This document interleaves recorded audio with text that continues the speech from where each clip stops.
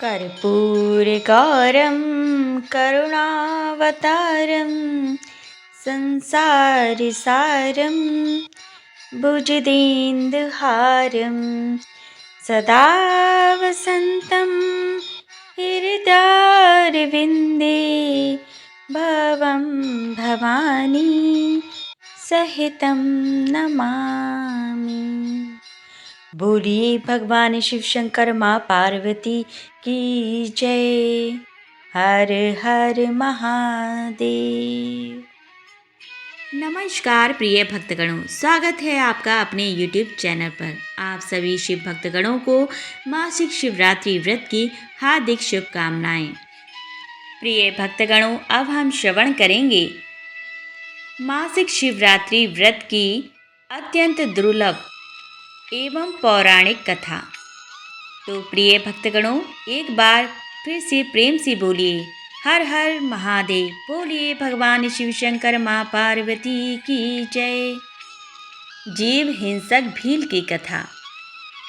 नैमिषारण्य तीर्थ में शौनक आदि ऋषियों ने आशुतोष भगवान शंकर के अनन्य उपासक श्री सूत जी से कहा, हे सूत जी, हम लोगों ने महाशिवरात्रि के व्रत महात्म्य सहित कथा श्रवण किया। अब अज्ञान में अनजाने में शिवरात्रि के व्रत को करके पूर्ण फल किसने प्राप्त किया, इस पर कोई कथा सविस्तार हम लोगों को सुनाइए। सूत जी ने कहा, विविध धातुओं से विचित्र वर्णमाला, अनेक वृक्षों से व्याप्त, विविध पुष्पों से सुशोभित, बाल सूर्य के समान दैदीप्यमान, तप्त स्वर्ण के सदृश कांतिमान, मणि निर्मित सोपानों से युक्त कैलाश पर्वत के एक शिखर की चट्टान पर अत्यंत शांत भाव से भगवान शिवजी विराजमान थे। उनके हाथ में शूल, अंग में भस्म और सर्प सुशोभित हो रहे थे। उन्हें प्रमथ आदि गणों ने घेर रखा था और वे क्रीड़ा में तल्लीन थे। ऐसा उपयुक्त समय देखकर उनसे पार्वती जी ने पूछा, हे देवादिदेव, आप सभी व्रतों में उत्तम व्रत का वर्णन करें।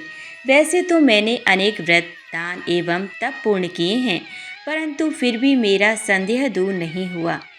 आपसे आज मैं ऐसे व्रत को सुनना चाहती हूँ जो सभी व्रतों में श्रेष्ठ एवं मोक्षदायक हो। शिवजी ने कहा, हे देवी, मैं तुम्हें सभी व्रतों में उत्तम एक गुप्त व्रत सुनाता हूँ। मैंने आज तक किसी को इस व्रत को नहीं कहा है। इस व्रत के प्रभाव से यमराज भी निकट आने का साहस नहीं करते। प्रत्येक मास के कृष्ण पक्ष की चतुर्दशी को किया जाने वाला यह व्रत शिवरात्रि नाम से जाना जाता है। इस दिन का किया हुआ व्रत इतना प्रभावशाली होता है कि प्राणी यमलोक को त्याग कर शिवलोक में प्रवेश पाता है। किसी समय मलेच्छ देश में एक जीव हिंसक भील रहा करता था। वह भील जीव हिंसा के निमित्त सदा वनों एवं पहाड़ों के निकट भ्रमण किया करता था। अनेक प्रकार की हिंसा और चोर कर्म किया करता था। उसका शरीर मोटा एवं काला था। वह हाथों में धनुष धारण करता, काला जामा पहनता तथा हाथ में गोह के चमड़े का मोजा बांधता था। कमर में तरकश रखता था। वह सदा बाघ, चीता, तेंदुआ, खरगोश, रीछ आदि पशुओं को मारकर अपने कुटुंब का भरण पोषण किया करता था। अनेक पक्षियों का भी वह वध कर डाला करता था। एक दिन इस भील के परिवार वालों ने भील से कहा, हे वंचन, आज कहीं से भी चोरी आदि किसी भी युक्ति से हमें खाने के लिए कुछ भक्ष्य पदार्थ ला कर दो। अपने कुटुंबियों द्वारा इस प्रकार की प्रार्थना सुनकर भील धनुष बाण लेकर मृग हिंसा के लिए जंगल में जाकर शिकार ढूंढने लगा। हे देवी, उस दिन चतुर्दशी थी। वह भील हाथ में धनुष बाण लेकर गंभीर जंगल में जा पहुंचा। उसने वहां पहुंचकर हिरणों को खोजना प्रारंभ किया। हिरणों की खोज में वह भील इधर उधर दौड़ने लगा। बहुत प्रतीक्षा करने पर भी जब कोई वन्य पशु ना मिला तो वह निराश हो गया। सूर्यास्त होने पर एक तालाब के निकट वह जा बैठा। उसने निश्चय किया कि आज रात्रि में मैं अवश्य ही इस तालाब में जीव मारूंगा। मन में ऐसा दृढ़ निश्चय करके वह तालाब के निकट स्थित एक बिलव वृक्ष के नीचे बैठ गया। उस बिलव वृक्ष के कोटर में एक बहुत विशाल शिवलिंग पड़ा हुआ था। इस ब्यात के दाहिने हाथ से लगकर कुछ बेलपत्र टूटकर शिवलिंग पर गिर गए। उस प्रहर कोई भी हिरण उसके हाथ न आ सका। इस प्रकार उस बिलव वृक्ष के नीचे रात्रि का पहला पहर व्यतीत हो गया। इसके बाद उस तालाब पर एक गर्भिणी हिरणी पानी पीने के लिए आई। वह हिरणी चकित दृष्टि से चारों ओर देख रही थी। इसी बीच शिकारी ने भी उसे देख लिया। उसने अपने धनुष पर बाण चढ़ाया और उसके साथ ही कुछ बेलपत्र पुनः टूटकर शिवलिंग पर गिर गए। हिरणी ने भी उस शिकारी को देख लिया। हिरणी ने उस व्याध से कहा, हे महाव्याध, जरा रुक जाओ, तुम मुझे क्यों मार रहे हो? व्याध ने कहा, मेरा परिवार भूख से पीड़ित है, मैं तुम्हारे द्वारा उन सबों की भूख शांत करूंगा। शिवजी ने कहा, हे देवी, एक प्रहर की पूजा के प्रभाव से उस व्याध का चतुर्थांश पाप दूर हो गया था। उसने अपने बाणों को थोड़ा समेट लिया और उस हिरणी से कहने लगा, मैंने अनेक जीवों को मारा है, परंतु आज तक किसी वन्य पशु को मनुष्य सा बोलते नहीं सुना। मुझे तुम्हारी बातों से बड़ा कुतूहल हो रहा है। तुम किस वंश में उत्पन्न हुई हो और कहाँ से आई हो? हिरणी ने उस व्याध से कहा, हे व्याध, मैं पूर्व जन्म में रंभा नामक इंद्रपुरी की अप्सरा थी। अत्यंत सुंदरी होने के कारण मेरे मन में बड़ा गर्व था। मैंने अपनी सुंदरता के बल से महादानव हिरण्याक्ष को भी अपना पति बना लिया। मैंने उसके साथ बहुत काल तक भोग किया। एक दिन जब मैं उसके साथ खेल रही थी, तभी शिवजी के सम्मुख तांडव नृत्य प्रारंभ हुआ। मेरे शिवजी के सामने पहुंचते ही शिवजी ने मुझसे पूछा, सच सच बता, तू कहाँ थी? नहीं तो मैं तुझे शाप देता हूँ।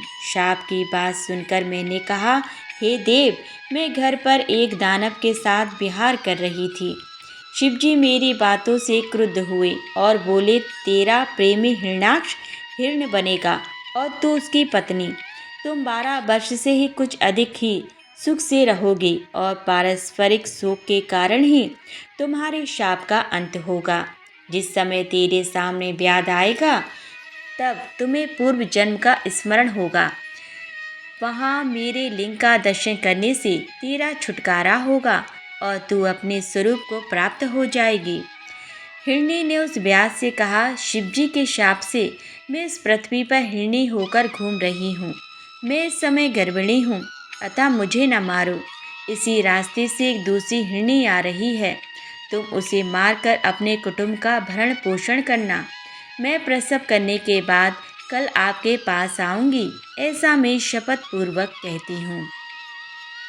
शिवजी ने कहा। उस हिरणी के बाद से वह व्याध असमंजस में पड़ गया। फिर कुछ सोचकर उससे दूसरे दिन आने का वचन लेकर उसे छोड़ दिया।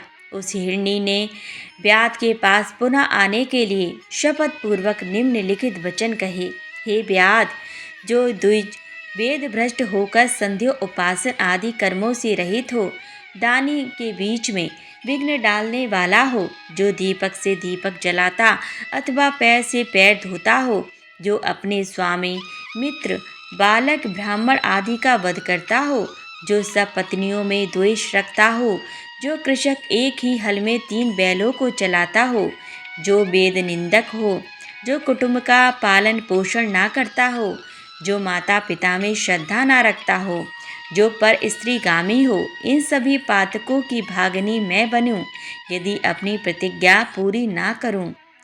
दूसरा प्रहर आने पर व्याध शिव शिव का उच्चारण करता रहा। उसे नींद नहीं आ रही थी।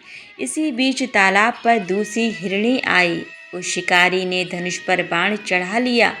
इस बीच पुनः कुछ बेलपत्र टूटकर शिवलिंग पर गिर गए। हिरणी ने उस शिकारी से पूछा, हे धनुषधारी, मैं जानना चाहती हूँ कि इस रास्ते से गर्भिणी हिरणी आई थी अथवा नहीं, आप सच सच बताएं। शिवजी ने कहा। उस हिरणी की बात सुनकर शिकारी चकित हो गया। उसकी बोली भी पहली हिरणी जैसी ही लगती थी। शिकारी ने कहा कि पहली हिरणी घर चली गई है, अब मैं तुझे मारकर अपनी भूख मिटाऊंगा। हिरनी ने कहा कि मैं इस समय कामातुर हूँ, वह नाल से तप्त हूँ, तुम मुझे छोड़ दो। इसी रास्ते से एक मृग आने वाला है, उसके द्वारा तुम्हारी तृप्ति हो सकेगी।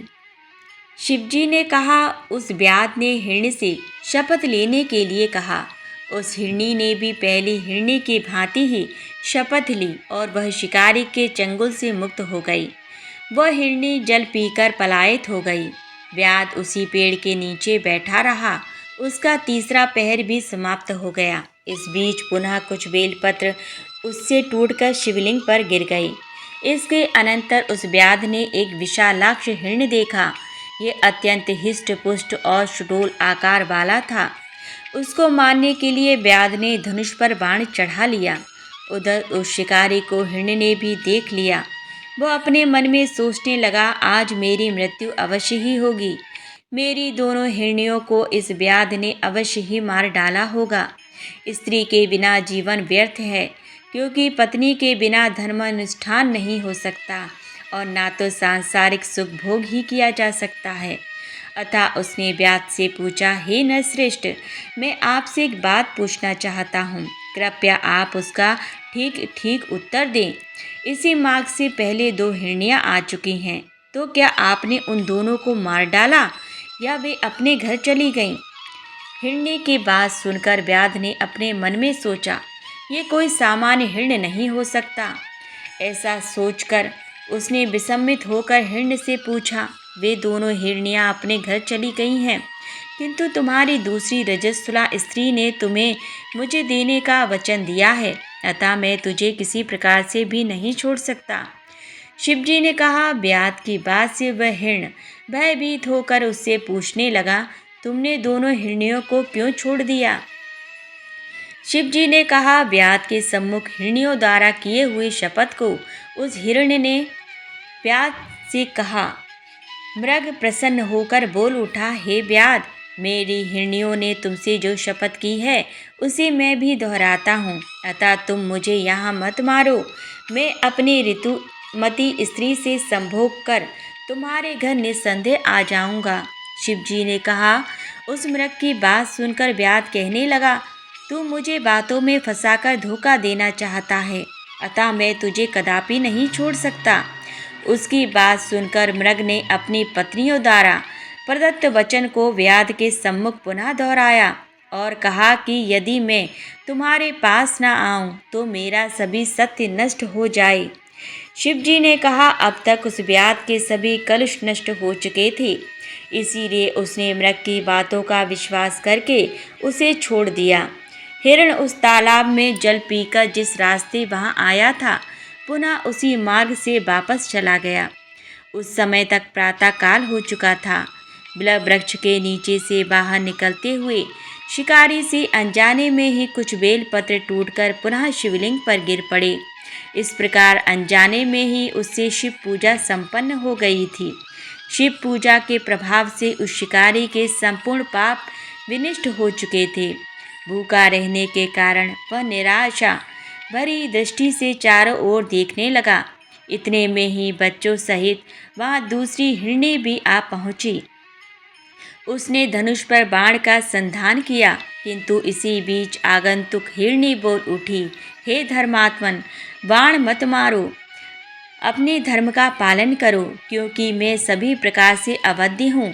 शास्त्रों में कहा गया है, सोते हुए राजा को, मैथुन में रत प्राणी को, स्तनपान कर रहे बच्चे को, रोगी को और बच्चों से युक्त हिरणी को नहीं मारना चाहिए। उस हिरणी ने व्याध से कहा कि यदि तुम मुझे मारना ही चाहते हो तो मैं अपने बच्चों को घर पर छोड़ आऊँ, तब मारना। यदि मैं ना आऊँ तो उसी पाप की भागिनी बनूँ जिससे स्त्रियाँ स्वपति को त्याग कर पर पुरुष में आसक्त होने पर बनती हैं। शिवजी ने कहा। व्याध से मुक्त होकर वह हिरणी अपने बच्चों को लेकर घर चली गई। इधर व्याध भी अपने घर के लिए तेजी से चल पड़ा। घर पहुंचते ही उसके भूखे बच्चों ने उसे घेर लिया। उसके घर में ना तो मांस था ना अन्न ही। सभी बच्चे निराश हो गए। शिकारी अपने मन में बार बार उन हिरनियों का ही स्मरण कर रहा था। इतने में उसकी पत्नी ने कहा कि तुमने तो आज रात भर व्रत रखकर सभी लोगों को भूखा ही मार डाला। पत्नी की बात सुनकर उस व्याध ने कहा, हे प्रिय, मैं कल रात से भूखा हूँ और मुझे नींद भी नहीं आई। कल रात में जो हिरण और हिरनियाँ मुझे मिली वे अपनी प्रतिज्ञाबद्ध होने के कारण मेरे यहाँ आएंगी और मैं उनका वध करके परिवार को तृप्त करूँगा। शिवजी ने कहा, हे देवी, वह हिरण व्याध के पंजे से मुक्त होकर अपनी हिरणियों के पास चला गया। उसकी एक मृगी ने प्रसव किया, दूसरी ने संभोग की इच्छा प्रकट की और तीसरी ने अपने बच्चों की रक्षा के लिए प्रार्थना की। हिरण ने ऋतुमती मृगी की इच्छा पूर्ण करके कहा, तुम सब यहीं रहकर बालकों की देखभाल करना। अब मैं व्याध के पास जा रहा हूँ क्योंकि मैंने उसे वचन दे रखा है।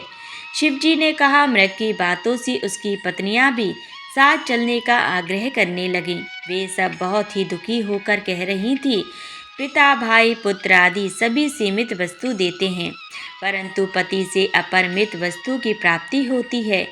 अमृतदानी भर्ता वेदेहि, इसीलिए स्त्रियों के लिए पति ही परम गति है। पति के बिना नारी का जीवन सूना है। अतः मैं भी तुम्हारे साथ चलूंगी और साथ ही मरूंगी। शिवजी ने कहा। उस मृग की पत्नियों ने विरह कातर होकर मरने का निश्चय किया। परिवार की शोका अवस्था से वह मृग बहुत ही दुखी हुआ।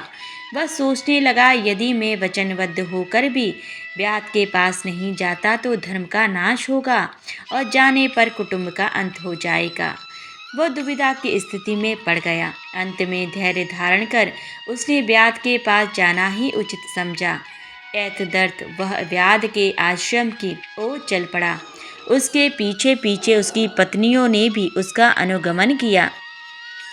वहां से अपनी स्त्री पुत्रों को साथ लेकर वह मृग उस भूखे व्याध के पास आ पहुंचा। मृग ने व्याध से कहा, हे व्याध, पहले तुम मुझे मारो, तत्पश्चात इन सभी को तुम्हारे बाणों से मरकर आज हम लोग स्वर्ग जाएंगे और तुम्हें किसी प्रकार का पाप नहीं लगेगा। मृग की बातों से उस व्याध के मन का अज्ञान दूर हो गया। वह बोला, हे मृग, तुम अपने घर लौट जाओ। तुम्हारी सत्यता से मैं अत्यंत प्रसन्न हूँ। मुझे मांस नहीं चाहिए। तुम मेरे बंधु, गुरु तथा मित्र हो। मैंने आज से अहिंसा का व्रत ले लिया और अपने हिंसक शस्त्रों को मैंने तोड़ फेंका है। अतः अब तुम निर्भय होकर लौट जाओ। शिवजी ने कहा। इतना कहकर शिकारी ने धनुष बाण तोड़ डाले और मृग की प्रदक्षिणा करके उसे नमस्कार किया। स्वर्ग में देवों की दुदंबी बजने लगी और पुष्प वृष्टि होने लगी। इतने में एक देवदूत सुंदर विमान लेकर स्वर्ग से आ उपस्थित हुआ। उसने शिकारी से कहा, हे महाव्याध, इस विमान में बैठकर सदैव स्वर्ग को चलो। शिवरात्रि के प्रभाव से तुम्हारे सभी पाप नष्ट हो चुके हैं। शिवरात्रि के दिन तुमने अनजाने में ही उपवास और जागरण द्वारा शिवजी की पूजा कर डाली और मृगों को आया देखकर दया से आर्द्र हो गए। अतः हे धर्मात्मन, तुम्हारा आर्द्रा नाम से नक्षत्र मंडल में स्थायी निवास होगा। इसके बाद उसने उस मृग को संबोधित करके कहा, हे मृग, तुम अपनी स्त्री और पुत्रों के साथ इस विमान में बैठकर स्वर्गारोहण करो। अपनी तीनों भार्याओं सहित नक्षत्र पद प्राप्त करो। तुम्हारे नाम से ही वह नक्षत्र प्रसिद्ध होगा। शिवजी ने कहा। इतना सुनकर वे सभी विमान में बैठकर नक्षत्र लोक गए। आगे 2 हिरनियाँ, पीछे हिरण। इन तीनों ताराओं से युक्त मृगशीर्ष नक्षत्र है। यह नक्षत्र आज भी आकाश में दृष्टिगोचर होता है।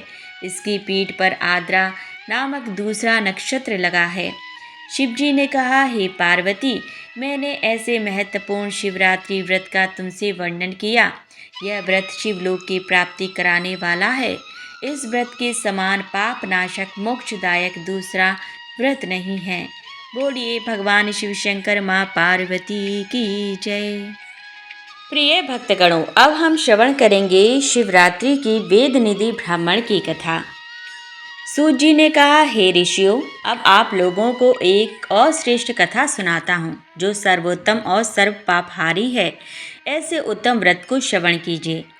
सूत जी ने कहा, अवंतिकापुरी उज्जैन में एक सदाचारी एवं चतुर ब्राह्मण अपनी कुलीन और पतिव्रता पत्नी के साथ रहता था। ब्राह्मण पत्नी सदैव पति की आज्ञा का पालन करती थी। उसके 2 पुत्र थे, जिनके नाम सुनिधि और वेदनिधि थे। ज्येष्ठ पुत्र सुनिधि अपने माता पिता का आज्ञाकारी और छोटा पुत्र वेदनिधि वेद शास्त्र का पारंगत होते हुए भी दुर्व्यसनी और वैश्यागामी था।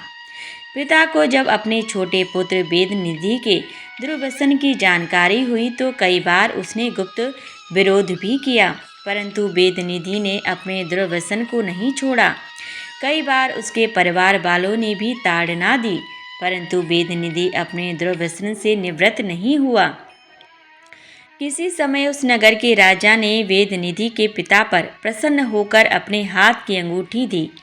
ब्राह्मण ने अंगूठी लाकर अपनी पत्नी को दे दी। उस अंगूठी को ब्राह्मण पत्नी ने सुरक्षित स्थान पर रख दिया, परंतु दुष्ट वेदनिधि की दृष्टि उस अंगूठी पर पड़ी और उसने उस अंगूठी को चुराकर अपनी प्रेयसी वेश्या को दे दिया। एक समय उसी वेश्या का नृत्य उस राजा के सम्मुख हो रहा था। उस वेश्या की उंगली में अपनी दी हुई अंगूठी को देखते ही राजा ने पूछा कि ये अंगूठी तो मैंने ब्राह्मण को प्रदान की थी, तुम्हारे पास कैसे आई? राजा के इस प्रश्न से वेश्या चौंक सी गई और उसने बात बनाने की चेष्टा की। तो राजा ने जब दंडित करने की धमकी दी तो उसने बताया कि यह अंगूठी ब्राह्मण पुत्र वेदनिधि ने दी है, जो मेरा अनन्य प्रेमी है। राजा ने वेश्या से अंगूठी ले ली और अपने किसी सेवक को सौंप दी। राजा ने दूसरे दिन ब्राह्मण को बुलाया और कहा, हे ब्राह्मण, हमने आपको जो अंगूठी दी थी, कृपा कर आप हमें लौटा दें, हमें आवश्यकता है। बाद में पुनः आपको लौटा दूंगा। ब्राह्मण ने घर आकर अपनी पत्नी से कहा कि जो अंगूठी मैंने तुम्हें दी थी उसको ले आओ, राजा ने मांगी है, बाद में लौटा देंगे। ब्राह्मणी ने जहाँ अंगूठी रखी थी, पति की आज्ञा सुनकर उसे लाने गई, परंतु नहीं मिली। बहुत ढूंढने पर भी जब नहीं मिली तो ब्राह्मणी ने अपने पति से अंगूठी न मिलने की बात बताई। ब्राह्मण ये सुनकर कि अंगूठी खो गई है, बहुत दुखी हुआ और राजा से उसने अंगूठी खो जाने की बात बता दी। राजा ने अंगूठी के विषय में सारी बातें बताईं और प्रमाण स्वरूप ब्राह्मण को अंगूठी वापस कर दी। लज्जा से नतमस्तक होकर ब्राह्मण दुखी मन से अपने घर लौटा और अपनी पत्नी को ऊंची नीची बातें सुनाते हुए अपने पुत्र वेदनिधि को घर से बाहर निकाल दिया। घर से निकाल दिए जाने के पश्चात वेदनिधि कुछ समय तक इधर उधर घूमता रहा और जब वह दयनीय स्थिति में अपनी प्रेमिका गणिका के घर पहुंचा, तब गणिका ने भी उसको अपमानित कर अपने यहाँ से चले जाने के लिए कह दिया। संयोग बस उसी दिन परम शिवरात्रि का व्रत था। कोई धनी मानी वैश्य शिव मंदिर में शिव पूजन के लिए फल पुष्प एवं भोग सामग्री लेकर मंदिर जा रहा था। वेदनिधि उस धनी वैश्य को शिव पूजा के लिए जाते हुए देखकर अत्यंत प्रसन्न हुआ और मन ही मन सोचने लगा कि जब यह शिव पूजन कर चला जाएगा, तब मैं भगवान शिव पर चढ़ाई गई भोग सामग्री का भक्षण कर अपनी भूख को शांत करूंगा। ऐसा सोचकर उस धनी वैश्य के पीछे पीछे चल पड़ा। वैश्य ने मंदिर में जाकर सब विधि शिव पूजन किया। वहाँ और भी संत महात्मा सत्पुरुष और नन्नारी भगवान शिव की पूजा कर रहे थे। पूजन आदि समस्त कार्यों को वेदनिधि देख रहा था और सोच रहा था कि अब यह लोग यहाँ से हटें कि मैं नैवेद्य आदि भोग का भक्षण करूं। ऐसा मन में विचार कर वेदनिधि ने अपनी इच्छा पूर्ति के लिए रात्रि जागरण किया। मंदिर में उपस्थित लोग भगवान शिव की प्रथम पहर की पूजा समाप्त कर अपने अपने स्थानों पर चले गए तथा कुछ वहीं सो गए। वेदनिधि मंदिर में शयन करते हुए लोगों को निद्रा अवस्था में जानकर शिव पर चढ़े नैवेद्य के लिए धीरे धीरे शिवजी की मूर्ति के समीप आ गया। उस समय जलते हुए दीपकों का प्रकाश भी कुछ मंद सा हो रहा था। भगवान आशुतोष शिवजी के ऊपर दीपक की छाया होने के कारण जो सामग्री भक्तों द्वारा चढ़ाई गई थी वह स्पष्ट दिखाई नहीं पड़ रही थी। वेदनिधि ने अपने उद्देश्य में सफल होने के लिए अपनी पगड़ी से थोड़ा कपड़ा फाड़ बत्ती बनाकर टिमटिमाते हुए दीपक में उसे डालकर दीपक की रोशनी तेज की, जिसके कारण अंधेरा दूर हो गया। अब उसने शिवजी पर चढ़ाई भोग सामग्री को ग्रहण किया और वहां से चल दिया। शीघ्रता के कारण वहां सोए हुए लोगों ने उसे देखकर चोर चोर कहकर आवाज लगाना शुरू किया, तो भयभीत हो वो वहां से भाग पड़ा। चोर चोर की आवाज सुन राजनियुक्त पहरेदार भी वहां उपस्थित हो गए और उसे भागता हुआ देखकर पहरेदारों ने उसका पीछा किया तथा उसे रोकने के लिए अपने धनुषों से निशाना साधते हुए बाण छोड़ दिए। बाण लगने के कारण वह द्रव्यसनी वेदनिधि घायल होकर वहीं भूमि पर चिल्लाता हुआ गिर गया। हे ऋषिगण, वेदनिधि जमीन पर गिरते ही मर गया। भगवान शंकर की असीम अनुकंपा से ही अज्ञानता से उसका व्रत और रात्रि जागरण भी पूरा हो गया। वेदनिधि के मृत होते ही तक्षण यमदूत एवं आशुतोष भगवान शिव के गण वेदनिधि की आत्मा को ले जाने के लिए वहां आ गए। दोनों में वाद विवाद होने के फलस्वरूप शिवगणों ने यमगणों से कहा कि इसे हम लेने आए हैं।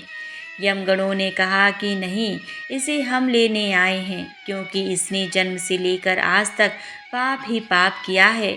यमगणों का उत्तर देते हुए शिवगणों ने कहा कि यह बहुत बड़ा पापी था, परंतु हे यमगण, भगवान शंकर के व्रत एवं रात्रि जागरण से इस दुरात्मा के समस्त पाप नष्ट हो गए हैं। यमगण तथा शिवगण परस्पर विवाद करते हुए निर्णय हेतु धर्मराज के पास गए। धर्मराज यमराज ने दोनों गणों की बातों को सुनने के पश्चात अपने पार्षदों से कहा, निश्चय ही वेदनिधि के समस्त पाप शिव कृपा से विनष्ट हो गए हैं। इस प्रकार दोनों तरफ के दूतों को समझाकर यमराज ने शिवगणों को सादर नमस्कार किया और उस ब्राह्मण वेदनिधि को जीवन प्रदान कर कलिंग देश का राजा बना दिया। वेदनिधि को नमस्कार कर यमराज ने कहा, हे शिव भक्त, तू धन्य है जो शिव पूजन में तत्पर हुआ। वेदनिधि कलिंग देश का राज्य प्राप्त कर अपने संपूर्ण देश की जनता को यह आज्ञा दी कि सभी देशवासी महाशिवरात्रि व्रत की पूजा तथा शिवालय में दीपक प्रज्वलित करें। हे ऋषिगण, ऐसा सत्कार्य करने से वेदनिधि ने भुक्ति मुक्ति को प्राप्त किया। इस व्रत का महात्म्य कितना उत्तम है कि अज्ञानवश शिव पूजा करने पर भी भगवान शिव अपने भक्तों को भुक्ति मुक्ति प्रदान करते हैं। जो प्राणी श्रद्धा भक्ति के साथ इस शिवरात्रि व्रत को करते हैं वे परम मुक्ति को प्राप्त करते हैं। वेदनिधि ने स्वार्थवश ही दीपक को प्रज्वलित किया था, फिर भी उसे ऐसा सुंदर फल प्राप्त हुआ। सोच विचार कर विधि विधान के साथ भगवान शिव की प्रसन्नता के लिए जो दीपक प्रज्वलित करते हैं, भगवान उसे अपना सर्वस्व प्रदान कर देते हैं। हे ऋषिगण, इस परम पवित्र व्रत के समान कोई व्रत नहीं एवं भगवान शिव के समान दयालु कोई देवता नहीं। हे ऋषियों, जो कुछ आप लोगों ने शिवरात्रि के व्रत के विषय में मुझसे पूछा था, मैंने विस्तार पूर्वक वर्णन कर आप लोगों को सुना दिया। इस कथा के श्रवण मात्र से प्राणी क्षण मात्र में समस्त पापों से मुक्त हो जाता है, इसमें संशय नहीं है। बोलिए भगवान शिव शंकर माँ पार्वती की जय। हर हर महादेव। प्रिय भक्तगणों, आज की कथा यहीं संपन्न होती है। यदि आपको हमारी यह वीडियो पसंद आई है तो प्लीज़ हमारी वीडियो को लाइक ज़रूर करें, और यदि इसी प्रकार की और वीडियो भविष्य में देखना चाहते हैं तो हमारे चैनल को सब्सक्राइब अवश्य कर लें। पूरा वीडियो वॉच करने के लिए धन्यवाद।